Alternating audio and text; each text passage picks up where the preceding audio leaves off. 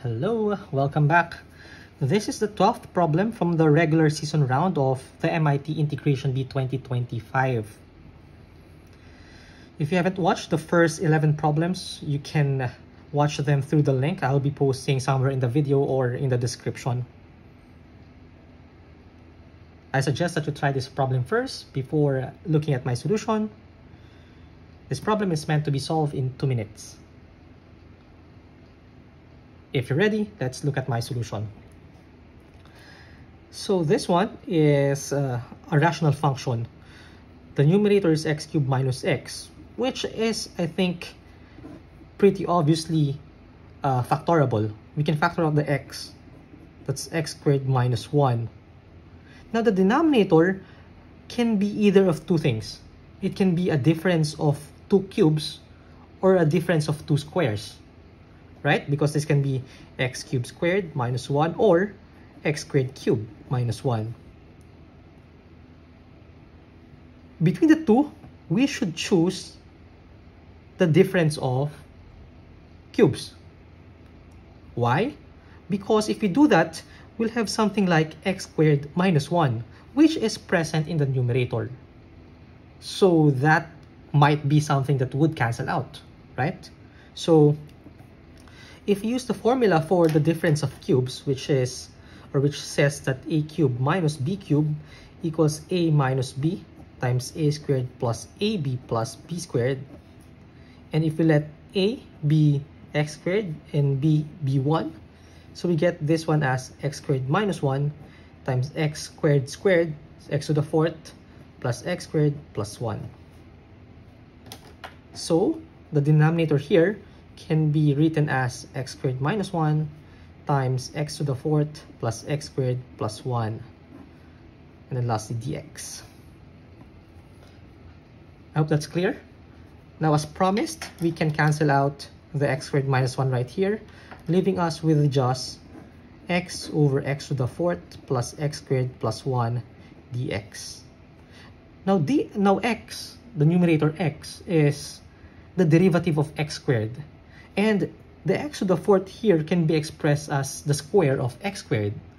So we might want to write or rewrite x to the 4th plus x squared plus 1 as x squared squared plus 2 times 1/2 x squared plus 1. Why am I doing this? I'm doing this because I want to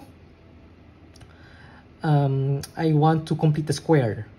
So we add here 1/2 squared, subtract 1/2 squared. Right? Get it? I should have used the red pen. So this one can be expressed as s squared plus 1/2 squared plus 1 minus 1/4. It's 3/4. Or square root of 3 over 2 squared. Right? I hope that's clear. So the integral becomes the integral of x times x squared plus 1/2 squared plus square root of 3 over 2 squared dx. Now we can let u equals x squared plus 1/2 such that du equals 2x dx, or in other words, x dx is equal to 1/2 of du. I hope you see where I'm headed. So this one becomes, the integral becomes, I'll put a box here, the integral of x dx is 1/2 du, so I can take out the 1/2 right here. Right? I hope it's clear. Then the numerator becomes just du over, we said that this is u squared plus square root of 3 over 2 squared. And that's the form of the arctangent. So the antiderivative of this one is the arctangent function.